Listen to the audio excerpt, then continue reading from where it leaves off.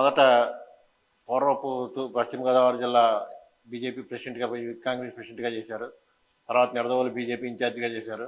తర్వాత BJP vice ప్రెసిడెంట్గా కూడా చేశారు రాజమండ్రి పార్లమెంటరీ కాన్స్టిట్యూన్సీలో. ప్రస్తుతం ఇప్పుడు మీరు ఏ పార్టీలోనూ లేకుండా తటస్థంగా ఉంటున్నారు, అంతే కదా? అంతే. ఇప్పుడు మనం రాజమండ్రి పార్లమెంట్ సెగ్మెంట్లో అసెంబ్లీల వారీగా పరిస్థితులు ఎలా ఉన్నాయి, పాత ప్యాటర్న్లు ఎలా ఉన్నాయి అన్న దాని మీద మాట్లాడుకుందాం. అయ్యా, ముందు రాజమండ్రి పార్లమెంట్ కాన్స్టిట్యున్సీకి సంబంధించి 7 సెగ్మెంట్లోనూ రాజమండ్రి అర్బను, రాజమండ్రి రూరల్తో మొదలు పెట్టుకుందాం. రాజమండ్రిలో అర్బన్లో 14లో పరిస్థితి ఏమిటి, 19లో పరిస్థితి ఏమిటి? 2014లో రాజమండ్రి అర్బన్ తెలుగుదేశం విజయం సాధించింది. అలాగే రూరల్ కూడా తెలుగుదేశం విజయం సాధించింది 2014. 19లో కూడా Telugu Desam alliance TDP, BJP, Janasena అప్పుడు అలయన్స్ లేకపోయినా తెలుగుదేశం విజయం సాధించింది ఈ 2 అసెంబ్లీలు. Urban, rural. 2014లో అలయన్స్లో విజయం సాధించారు. 2014 అలయన్స్లో బీజేపీ వచ్చింది. అలయన్స్లో సిటీ బీజేపీ వచ్చింది. రూరల్ బుచ్చి చౌదరి గారు గెలిచారు, టీడీపీ. అప్పట్లో బీజేపీ అలయన్స్తో పోల్చుకుంటే ఆ పార్లమెంట్ సెగ్మెంట్లో ఉన్న 7 సెగ్మెంట్లు కూడా అసెంబ్లీ సెగ్మెంట్లు టీడీపీయే కైవసం చేసుకుంది. అప్పుడు 14లో 7 రాజమండ్రి సిటీ బీజేపీ, మిగతా 6 కూడా టీడీపీ కైవసం. మొత్తం అలయన్స్లో 7 అసెంబ్లీలకి 7 కూడా తెలుగుదేశం వచ్చినట్టే గెలిచింది. ఇప్పుడు 19లో 7 అసెంబ్లీలకి 2 తెలుగుదేశం, రాజమండ్రి సిటీ, రూరల్. మిగతావి 5 గోపాలపురం, కొవ్వూరు, నిడదవోలు, అనపర్తి, రాజానగరం. ఈ 5 అసెంబ్లీలు వైఎస్ఆర్సీపీ గెలిచింది. ఇప్పుడు ఇవన్నీ కూడా ఒకసారి 14లో అలయన్స్ తోటి, 19లో అలయన్స్ లేకుండాను, మళ్ళీ ఇప్పుడు అలయన్స్ తోటి. ఈ అలయన్స్కి వచ్చినప్పుడు 14లో అలయన్స్ తోటి ఓటింగ్ ప్యాటర్న్ ఎట్లా ఉంది, 19లో అలయన్స్ లేకుండా ఓటింగ్ ప్యాటర్న్ ఎట్లా ఉంది అన్నది చూసుకుంటే ఎవరి పొజిషన్ ఎలా ఉంది ఇవాళ యాజ్ ఆన్ టుడే అన్నది చెప్పండి. 2014-19 అలయన్స్ ప్యాటర్న్ ప్రకారంగా ఓట్లు చూసుకుంటే 19లో అలయన్స్ 3 పార్టీలు అలయన్స్ ఓట్లు మనం ఒకసారి చూస్తే విడివిడిగా పోటీ చేశారు. అవన్నీ అప్పుడు 19లో విడివిడిగా పోటీ చేశారు, మళ్ళీ ఇప్పుడు అలయన్స్ ఉంది కాబట్టి ఆ 19లో 3 పార్టీలకి వచ్చిన టోటల్ ఓట్స్ని వైఎస్ఆర్సీపీతో కంపేర్ చేస్తే రాజమండ్రి సిటీకి యావరేజ్గా ఒక 55,000 డిఫరెన్స్ ఉంది. 55,000 అంటే 110,000 ఓట్ల దాకా ఈ అలయన్స్ పార్టీలకే ఉన్నాయి. వైఎస్ఆర్సీపీకి 53,000 ఓట్లు వచ్చినాయి. ఇప్పుడు అది మేకప్ చేసుకోవాలంటే యావరేజ్గా 50,000 వెనకబడి ఉంది. కనీసం 30,000 పెరిగితే విన్నింగ్ ఇండస్గా వస్తారు. అలాగే రూరల్ కూడా 3 పార్టీలు కలిసి 118,000 పైచిలకు ఓట్లు ఉన్నాయి. వైఎస్ఆర్సీపీ అభ్యర్థికి వచ్చింది 63,762. అక్కడ కూడా గ్యాప్ కూడా రెట్టింపు ఉంది. రాజమండ్రి సిటీ, రూరల్ అలయన్స్ పార్టీలు విజయం సాధించింది టీడీపీయే. మిగతా జనసేన, బీజేపీ ఓట్లు కూడా మనం టోటల్ ఓట్స్ని అలయన్స్ ఓట్లు ఇప్పుడు రాబోయే ఎన్నికల్లో అలయన్స్ కలిసి పోటీ చేస్తాయి కాబట్టి ఆ రకంగా ఓట్లు చూసుకున్నా రాజమండ్రి 50,000, సిటీ, రూరల్ 60,000. గతంలో మార్జిన్లో డిఫరెన్స్ ఉంది. అలయన్స్ అంత గ్యాప్ ఉంది. ఆ గ్యాప్ని పూడ్చుకుంటే తప్ప వైకాపాకి విన్నింగ్ ఛాన్సెస్ అన్నది ఈ 2 టైట్ సీట్లు రాజమండ్రి సిటీ, రూరల్. అలాగే అనపర్తి అలయన్స్ అన్ని కలిపినా 70,000 వచ్చినాయి.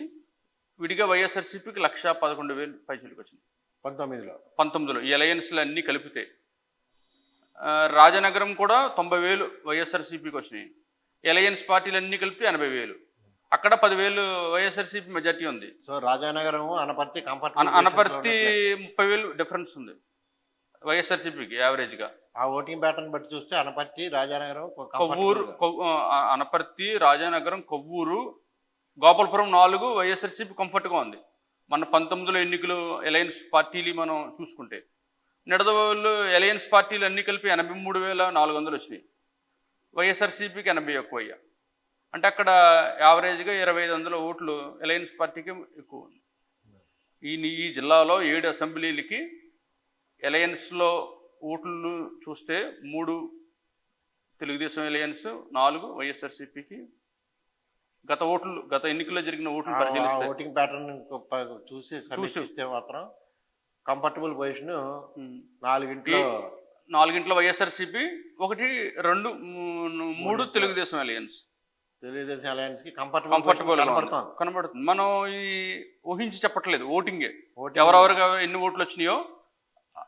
గతంలో కనుక అలయన్స్లో కానీ వెళ్ళుంటే మళ్ళీ 3 పార్టీలు నిడదవోళ్ళకి అలయన్స్ మెజార్టీతో ఉంది. నిడదవోలు టీడీపీ పార్టీ అభ్యర్థి గెలిచిన.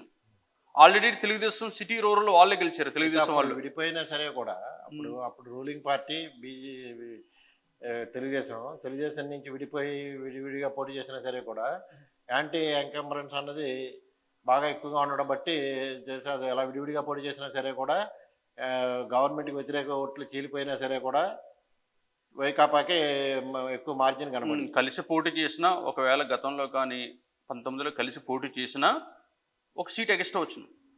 అప్పుడు 2 వచ్చినాయి తెలుగుదేశానికి విడిగా పోటీ చేయడం వల్ల. కలిసి పోటీ చేస్తే నిడదవోలు కూడా వాళ్ళ వచ్చే ఛాన్సెస్ ఓట్లు ప్రకారంగా చూస్తే వాళ్ళకి తప్ప గోపాలపురం చూస్తే 30,000 డిఫరెన్స్ ఉంది. అలయన్స్ పార్టీలకి 80,000 ఉంటే వైఎస్ఆర్సీపీకి 1,11,000 ఉంది 2019 ఓట్ల ప్రకారం చూస్తే.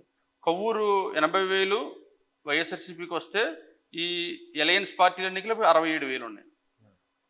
అక్కడ కూడా వైఎస్ఆర్సీపీ మెజార్టీ ఉంది. ఒక నిడదవోలు ఒకటే అలయన్స్ పోటీ చేస్తుంటే నిడదవోలు ఒకటే వైఎస్ఆర్సీపీ. ఇప్పుడు 14లో కలిసి పోటీ చేసిన, 19లో విడివిడిగా పోటీ చేసిన ఆ 2 కంపారిజన్కి ఆ వేళ పరిస్థితులకి మొత్తం మీద ఏంటంటే 19, 14 కూడా 2 కూడా ప్రధాన పోటీ తెలుగుదేశం వైకాపా మధ్య ఉంది కాబట్టి 2009తో మనం కంపేర్ చేయక్కర్లేదు. 2009 నాటి పరిస్థితులు వేరు. 2009లో అప్పుడు ఉండవల్లి అరుణ్ కుమార్ గారు అక్కడ ఎంపీగా పోటీ చేసిన టైంలో 2 అసెంబ్లీ మాత్రమే కాంగ్రెస్ గెలిచింది, మిగతా 5 తెలుగుదేశం గెలిచింది. కానీ MP Anaparthi constituency majority Arun Kumar గారికి ఎక్కువ రావడంతో ఆయన విజయం సాధించారు. అలాగే ఈ 7 అసెంబ్లీలు కూడా తెలుగుదేశంకి కొంచుకోటలు లాంటివి. తెలుగుదేశం మెజార్టీ అసెంబ్లీలే. 9లో మెజార్టీ చూపించింది, 14లో 7/7, 9లో గవర్నమెంట్ రాకపోయినప్పటికి కూడా 5 అసెంబ్లీలు వచ్చినాయి, కాంగ్రెస్కి 2 వచ్చినాయి. ప్రజారాజ్యం ఉన్న టైంలో 2009 అంటే ప్రజారాజ్యం. ఇప్పుడు 2019లో 2, 5. సరే, ఇప్పుడు ఆ ఓటింగ్ పట్టిన ఆ వేళ పరిస్థితులు చూస్తే ఇప్పుడు వైఎస్ఆర్ కాంగ్రెస్ పార్టీ, తెలుగుదేశం పార్టీ ప్రధాన పోటీదారులు వెళ్ళిపోయి అలయన్స్లో అని అనుకుంటే తెలుగుదేశం పార్టీకి అడ్వాంటేజెస్ ఏంటంటే ప్రభుత్వ వ్యతిరేక ఓటంతా మనకు వస్తుంది అలయన్స్లో అనేది తెలుగుదేశం పార్టీ. వైఎస్ఆర్ కాంగ్రెస్ పార్టీ విషయం ఏంటంటే మనం చేసిన వెల్ఫేర్ మెజర్స్ ఇవన్నీ, మనం చేసిన స్కీమ్స్ ఇవన్నీ కూడా రకరకాల స్కీమ్స్ ద్వారా అందరికీ మనం ఇచ్చిన వెసులుబాట్లు ఇవన్నీ కూడా మనకు పనికొస్తాయేమో, అవన్నీ మనకి ఓట్లు అవుతాయేమో అన్న ఆలోచనలో వాళ్ళు ఉన్నారు. అంతే తప్ప పోలింగ్ సరళను బట్టి చూస్తే మాత్రం ఇక్కడ తెలుగుదేశం పార్టీకి కంఫర్టబుల్ పొజిషన్స్ 3-4 ఇంట్లో కనబడుతుంది పోలింగ్ సరళను బట్టి. పోలింగ్ సరళి ఇక్కడ 50,000, 60,000 2 అసెంబ్లీలు. City 50,000, rural 60,000. ఈ జగన్ గారి సంక్షేమ పథకాల వల్ల ఓటింగ్ అంత చేంజ్ వచ్చే అంత అవకాశం ఉందా లేదని మీరే చెప్పాలి. అది ఒకటి. రెండోది ఏంటంటే సంక్షేమ పథకాల వల్ల చేంజ్ వచ్చినా ఇంకోటి ఏంటంటే 2019 నాటికి వాళ్ళకి చూస్తే అనేక వర్గాల్లో ముఖ్యంగా మిడిల్ క్లాస్ ఎంప్లాయీస్ ఇలాంటి విషయాల్లో కూడా చాలా ప్రభుత్వ వ్యతిరేకత అనేది గట్టిగా కనబడుతుంది. అది ఎంతవరకు టర్న్అవుట్ అవుతాయి, ఎంత ఓట్లు వస్తాయి అన్నది అదొకటి. రెండోది ఏంటంటే జగన్ ఇప్పుడు వేసిన వాటిలో బీసీ కార్డు అనేది బీసీలకి ఎక్కువగా ప్రాధాన్యం ఇవ్వడం.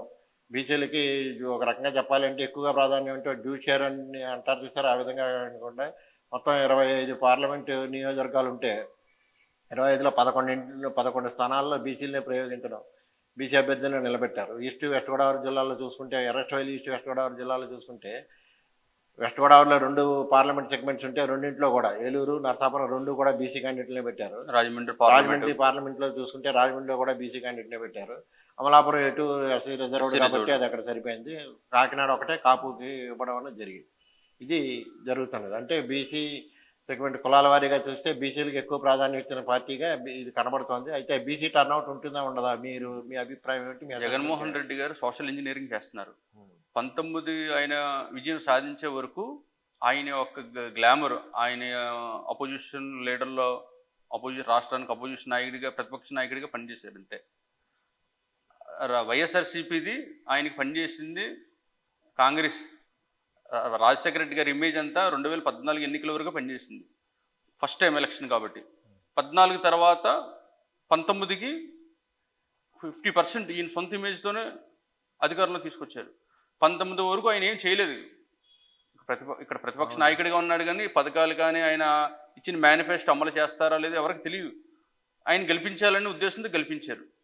19 తర్వాత ఈ 5 సంవత్సరాల్లో ఆయన సంక్షేమ పథకాలు, అవి వాలంటీర్ల ద్వారా డోర్ టు డోర్, అది బెనిఫిషరీస్ని రెగ్యులర్గా వాళ్ళకి మేమే చేసామని చెప్పుకుంటున్నారు.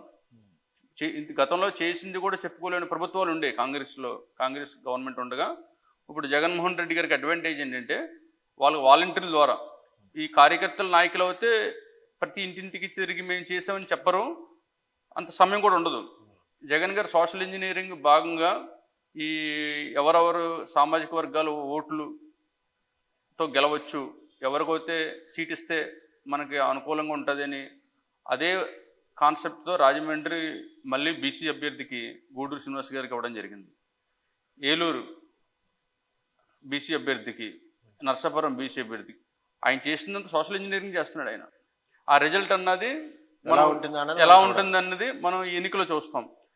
అది కూడా ఆయన ఇచ్చిన సంక్షేమ పథకాలు కూడా చాలా ఇంపాక్ట్ ఉంటుంది. ఆయన ఇచ్చినవన్నీ తిరిగి మేము ఇచ్చామని చెప్తున్నారు. అంటే అది ఉంటుంది అని ఒకటి, ఎప్పటికప్పుడే పరగడుపు అన్నది ఒక మాట, అది కూడా వినబడుతుంది. ప్రతి ఎన్నికలప్పుడు అలాగే ఉంటుంది.